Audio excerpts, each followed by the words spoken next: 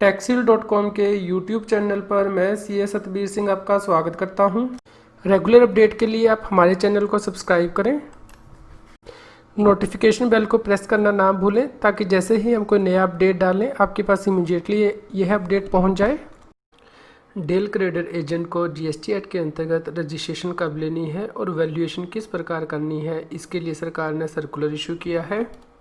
सरकार ने circular number 73/47/2018 GST issue किया है ऑन 5 नवंबर 2018, जिसमें कि डेल क्रेडिट एजेंट से रिलेटेड प्रोविजंस को क्लैरिफाई किया है।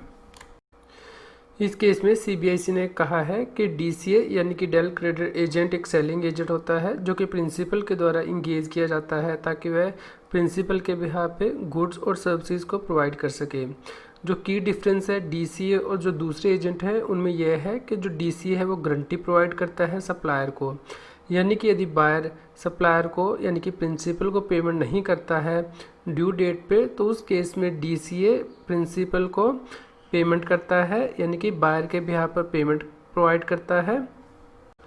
इस प्रकार यदि इस केस में बायर डिफ़ॉल्ट भी कर देता है तो भी डीसीए गारंटी प्रोवाइड करता है कि वो पेमेंट करेगा बायर के बिहाफ पे। इस प्रकार वह एक इंश्योरेंस प्रोवाइड करता है सप्लायर को। कई बार ऐसा होता है कि जो डीसीए है वो बायर को लोन एक्सटेंड कर देता है या फिर बायर के बिहाफ पर अपने आप सप्लायर को पेमेंट कर देता है और उसके बाद यह पेमेंट बाद में बायर से इंटरेस्ट के साथ रिकवर की जाती है।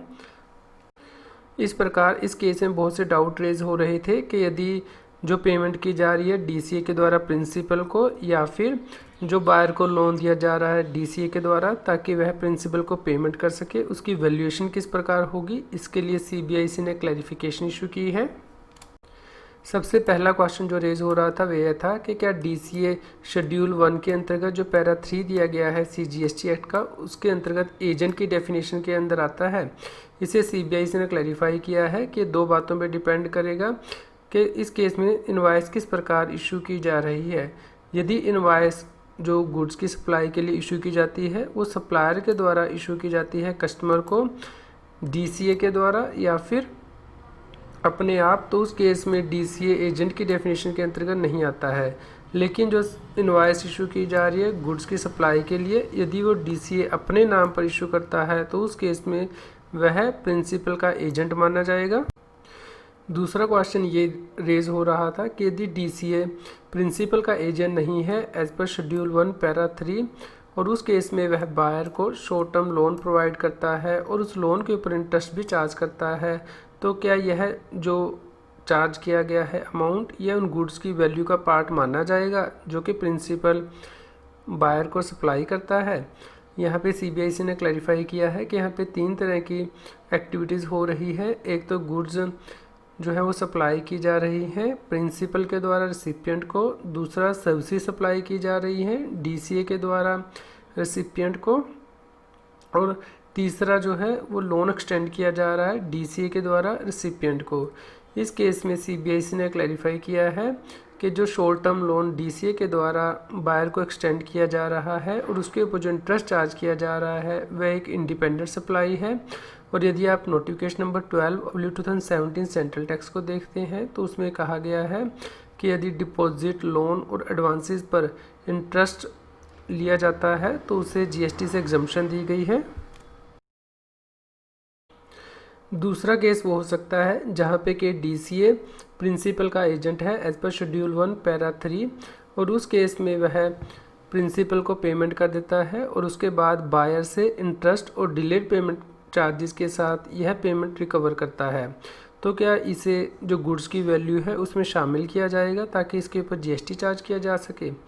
यहाँ पे सीबीआईसी ने क्लैरिफाई किया है कि यहाँ पे 4 एक्टिविटीज़ इन्वॉल्व होती हैं, यानी कि सबसे पहले तो गुड्स सप्लायर के द्वारा यानी कि प्रिंसिपल के द्वारा डीसीए को सप्लाई की जाती हैं, उसके बाद गुड्स डीसीए रेसिपिएंट को सप्लाई करता है।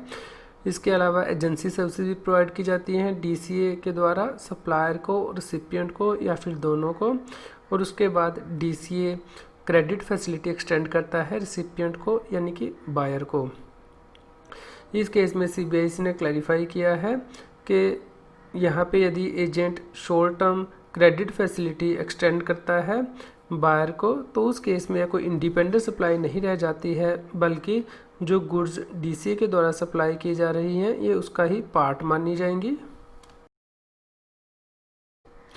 इस प्रकार इस केस में डीसीए के द्वारा जो इंटरेस्ट चार्ज किया जा रहा है, जो क्रेडिट फैसिलिटी एक्सटेंड की गई है उसके ऊपर, उसे ऐड करना होगा जो गुड्स वे सप्लाई कर रहा है रेसिपिएंट को। इस सर्कुलर का लिंक इस जीएसटी न्यूज़ की वीडियो डिस्क्रिप्शन में भी दिया गया है। जीएसटी पर नई बुक्स मार्केट में आ गई हैं। इन बुक्स को रेफ़र करने के लिए लिंक इस जीएसटी न्यूज़ की वीडियो डिस्क्रिप्शन में भी दिया गया है। यदि आप जीएसटी के कंसेप्ट्स को समझना चाहते हैं या फिर जीएसटी के एग्ज़ाम की तैयारी कर रहे हैं तो आप अनअकैडमी पर जाकर मेरी प्रोफाइल में वीडियोस को चेक कर सकते हैं, जिसका लिंक इस जीएसटी न्यूज़ की वीडियो डिस्क्रिप्शन में भी दिया है। और आप अनअकैडमी की लर्नर ऐप को भी डाउनलोड कर सकते हैं, जिसका लिंक इस जीएसटी न्यूज़ की वीडियो डिस्क्रिप्शन में भी दिया गया है। जीएसटी, टैक्स और फाइनेंस के रेगुलर अपडेट के लिए आप टैक्सील की मोबाइल ऐप को गूगल प्ले स्टोर से डाउनलोड कर सकते हैं। इसका लिंक इस वीडियो के डिस्क्रिप्शन में भी दिया गया है। आज की जीएसटी की न्यूज़ आपको कैसी लगी इसके बारे में हमें बताएं। लाइक करें और शेयर करें। जितना अधिक आप लाइक करते हैं और शेयर करते हैं उतनी ही अधिक हमें प्रेरणा मिलती है कि हम और भी अधिक अच्छी जीएसटी की न्यूज़ आप तक पहुंचा पाएँ। यदि आप जीएसटी से रिलेटेड रेगुलर अपडेट्स अपनी ईमेल आईडी पर मंगवाना चाहते हैं तो आप हमारे न्यूज़लेटर को सब्सक्राइब कर सकते हैं, जिसका लिंक इस जीएसटी न्यूज़ की वीडियो डिस्क्रिप्शन में भी दिया गया है। यदि आप हमारी प्रीवियस जीएसटी न्यूज़ को सुनना चाहते हैं तो आप हमारे चैनल की प्लेलिस्ट को रेफ़र कर सकते हैं।